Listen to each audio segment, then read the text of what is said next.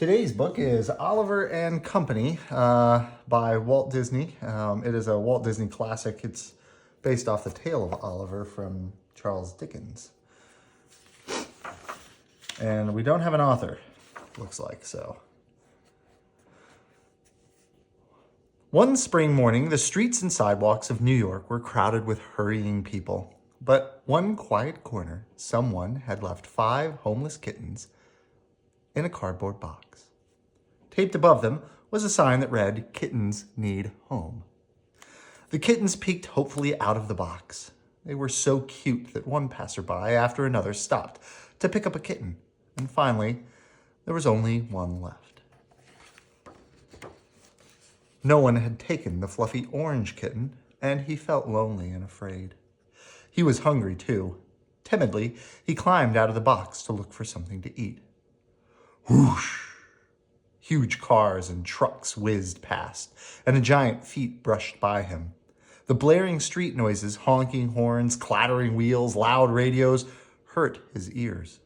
This was no place for a kitten. But then a delicious smell reached him.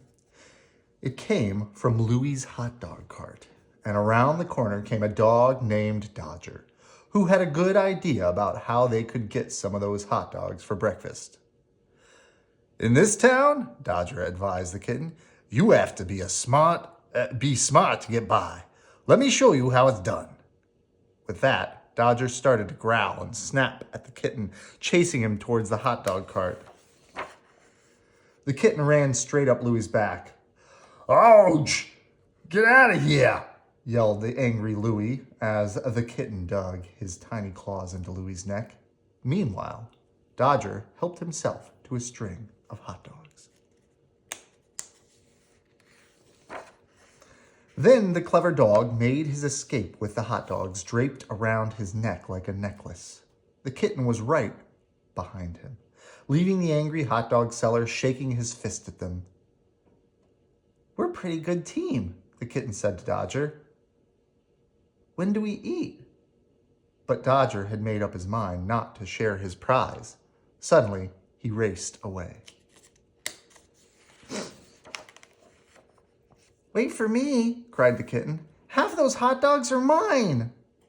But Dodger only laughed and called back, "Sorry, kid. You're on your own now." Speeding through narrow alleys and over fences, the street-smart Dodger was sure he had lost his small friend. And when he got down to the docks, he disappeared into a rundown barge.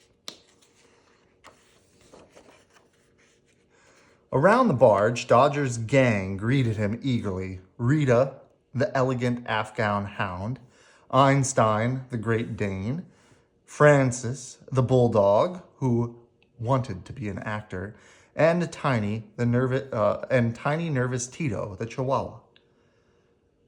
"Hey, Dodger fans, it's time to eat," said Dodger proudly as he gave out the hot dogs. Then he began to brag about the fierce monster he had to fight to get them. Meanwhile, the kitten, out of breath now, had tracked Dodger to the hideout and was leaning through a hole in the deck to listen. Suddenly, the kitten leaned over too far, and his small, furry form tumbled down amongst the startled dogs. The gang surrounded the frightened kitten and glared at him. He said in a shaky voice, I was just following this dog." Tito snarled, but Dodger backed up the kitten's story. "It's true," he said. "So, kitty, what took you so long?" The kitten's little heart was pounding. "Relax, kid," said Rita. The kitten finally spoke. I helped you get those hot dogs," he said angrily to Dodger, "and I want my share." Just when it looked like a fight would break out, a man dressed in old patchwork clothes came in with a box of dog biscuits. The gang rushed over to greet him. It was Fagin, the scrap collector, and he looked worried. Proudly, Einstein displayed the collection of junk that the gang had rounded up from the city's trash cans that day. But even that didn't cheer Fagin up. "Oh, Sykes will be here in any minute," he announced as the gang tried to get him to play. Then the loud blast of a car horn outside made him jump. "Oh, I'll be right there," he called out. But before he could go out to the docks, Sykes, two ferocious guard dogs, burst into the room, showing their gleaming teeth. Growling, they pushed Fagin aside and made for the kitten, who hid behind Dodger. The guard dogs closed in, but Dodger stood his ground. "Nice doggies," said Fagin nervously, slipping out the door as one of the Dobermans snapped at him. Trembling, Fagin stood on the dock beside the huge black limousine and handed in what the dogs had collected. A harsh voice said, "I don't want this junk," and a cloud of cigar smoke blew into Fagin's face. "Oh, you've got 3 days to get the money you owe me," said Sykes, "or else."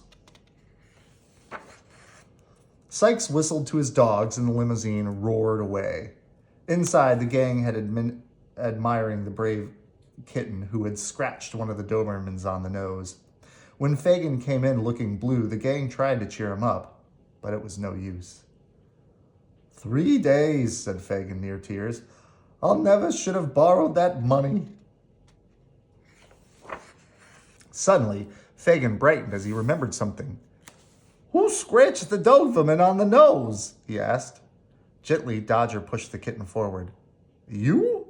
Fagin laughed, picking up the kitten. "That took a lot of guts. We never had a cat in the gang before, but..." The gang barked approval for the kitten's adoption. Worn out by his troubles, Fagin fell asleep as soon as he had read the gang a story. The kitten curled up comfortably in Dodger's bed, very glad that he had found a home. The next morning, Fagin woke up in better spirits. "Let's go," he said, and the whole gang climbed into a battered three-wheeler and took off with a roar. Bouncing and jouncing, they headed for the city. They were a motley crew, with their ears flying in the wind. Excitedly, the kitten hung on, sure that the day would be full of adventure. And the kitten was right. Fagin had a plan, and Dodger explained it while Francis and Einstein went down the block and hid behind the buildings. "It's car radios we're after today," said Dodger. "They'll be bringing a good price for Fagin. Watch how we do it." The Bulldog and the Great Dane took up their positions near a traffic light, and when it turned red, an expensive-looking limousine pulled to the stop. Einstein threw himself against it, and then he let out a series of loud yelps, as if he'd been hurt. The limousine driver jumped out to see what had happened. Meanwhile, Einstein had slipped away, leaving the talented actor Francis in his place. Francis waved all 4 feet in the air and cried on pitifully, convincing the poor driver that he was hurt. The driver was so upset that he didn't see Tito, the technical wizard, jumping into the limousine and starting to work on the wires under the dashboard with his teeth. The kitten was to keep watch, but he got so nervous that he stumbled onto the ignition key and gave Tito a terrible shock.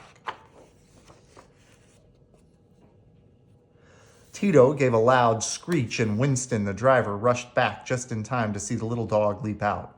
Forgetting all about the radio, Tito ran for his life, leaving the frightened kitten in the car. In the back seat was a little girl who reached over and picked him up. "What a sweet kitty," the little girl cried happily. "You're coming home with me." By this time, Winston was very confused by all the animals he'd seen in the last few minutes. "Why, Miss Jenny, where did you find that cat?" he asked. "He's lost," replied Jenny, "and we're taking him home with us." As the limousine rolled away with the kitten, the gang stared after it. "Tito, you were supposed to keep an eye on him," snapped Dodger. "Well, it's hard to watch anything when you're getting fried," Tito replied angrily. At home, a handsome townhouse on Fifth Avenue, Jenny prepared a huge bowl of food for the kitten. "I'll take good care of you," she told him.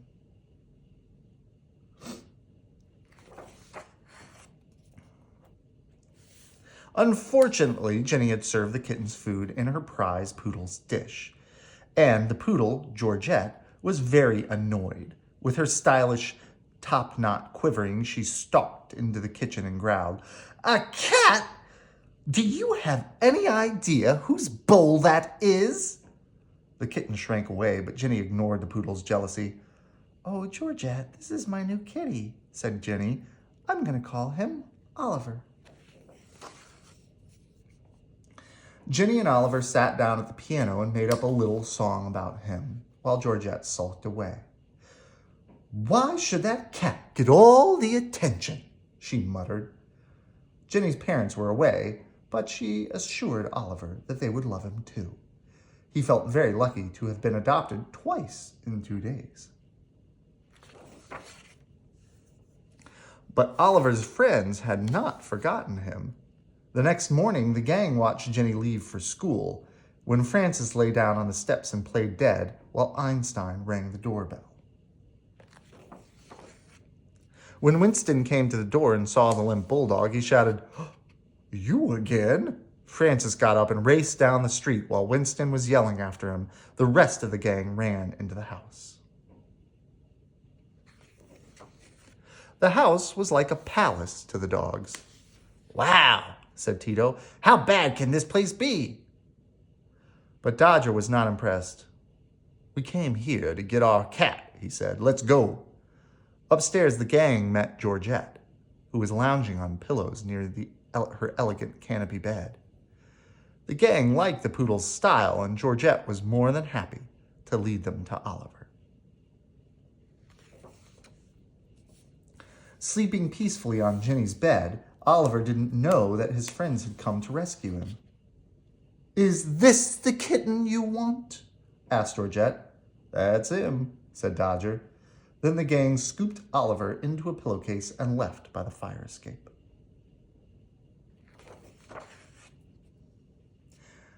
"Jenny will get over this," thought Georgette smugly. "Good riddance."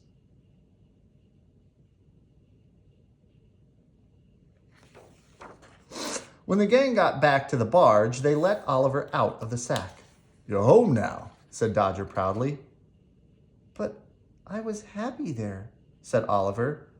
The gang was surprised to hear this. They were looking at each other puzzled when Fagin walked in. "Only one more day," he muttered.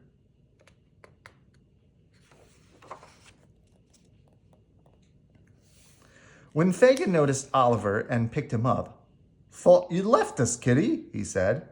Oliver was wearing the gold tag that Jenny had put on him the day before, and Fagin studied it closely. 1125 Fifth Avenue, he read aloud. "So that's where you've been, where the rich people live." Fagin's face brightened. Maybe there was a way to get the money he owed Sykes after all.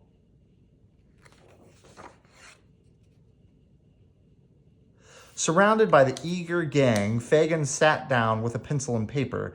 After chewing on the pencil for a while, he began to write, "Dear very rich cat owner."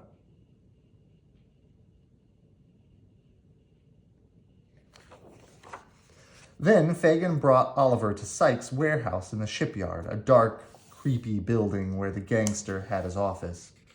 "So, Fagin," demanded Sykes, "have you brought me my money?" "Sykes," stammered Fagin, "I have an airtight plan." He put Oliver down on the desk and exclaimed that he had found a kitten belonging to someone rich. The owner would come to the dock that night to pay a high ransom for his pet. "Okay," agreed Sykes, "but this is your last chance." Fagin waited nervously for Oliver's owner, holding the bewildered kitten behind his back. Finally, Jenny appeared, followed by an unhappy Georgette. "Excuse me, sir," said Jenny to Fagin. I'm looking for my stolen kitty. I brought this to pay his ransom." When she held up her piggy bank, Fagin felt ashamed. He couldn't go through with his plan. "Well, that's funny," Fagin said, producing Oliver. "I just found your lost kitten. Is he yours?" Oh, Oliver, cried Jenny, taking him in her arms. Thank you, mister. Oliver purred as loudly as a kitten could.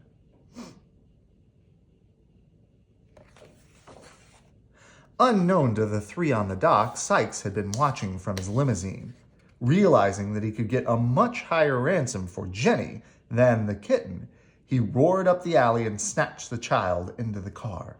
Poor Oliver was left behind as Fagin chased after the limousine, shouting, "You can't do that!"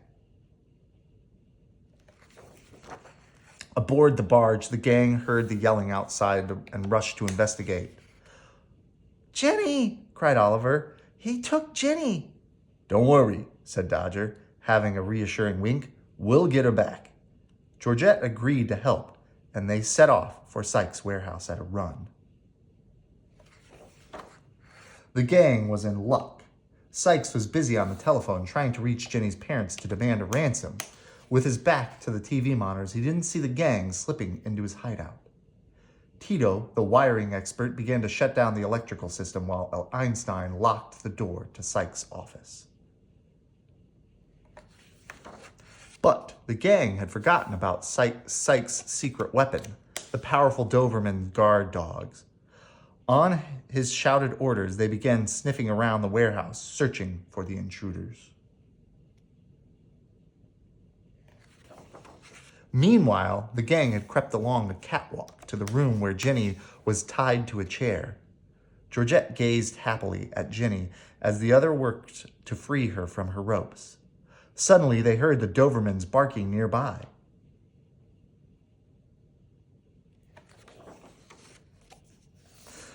Then, Tito spotted a way out.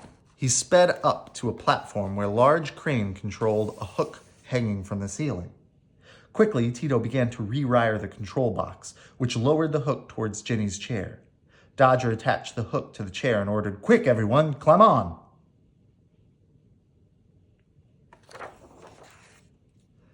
Just as the chair rose towards safety, Sykes burst in with an axe in his hand, followed by the snapping Dobermans. Sykes struck a control panel with the axe, and the burst of electricity threw Tito from the platform. The chair crashed to the floor, scattering Jenny and the gang. Everyone scrambled to his feet and headed for the landing door to escape. Imagine their relief finding Fagin outside on his three-wheeler, waiting for them. "Get on!" he cried, and Jenny, the dogs, and Oliver piled onto the motorcycle and sped away. But Sykes had leapt into his limousine with the Dobermans and was quickly gaining on them. Desperately, Fagin bounced down the subway steps and onto the platform. But when he looked back, he found that Sykes had followed them, and Fagin was nearing the end of the platform. He jumped the three-wheeler onto the tracks, but Sykes stayed right behind him. "Help!" cried Jenny as Sykes rammed the back of the motorcycle. She was thrown onto the hood of the car, and his hands reached out to grab her inside. But Oliver wasn't about to give Jenny up. He bit Sykes' hand as hard as he could. Sykes screamed with pain and yanked his hand in, throwing Oliver into the back seat with the Dobermans. Fagin gave the wheel to Georgette and pulled Jenny back onto the three-wheeler as Dodger sprang to Oliver's rescue. Dodger's attack sent the surprised Doberman crashing through the back window. One fell to the tracks, and Dodger fought the other on the car roof, while Oliver joined him in battle. Then Dodger and Oliver saw Fagin swing out into the bridge. Sykes followed. When Fagin saw that the end of the bridge was blocked off, he swerved wildly to the right. Behind him, Sykes slammed on his brakes, but it was too late. Dodger and Oliver jumped off the limousine just as it drove off the bridge. Jenny hugged Oliver tightly as the big black car disappeared. That was the last anyone saw of Sykes.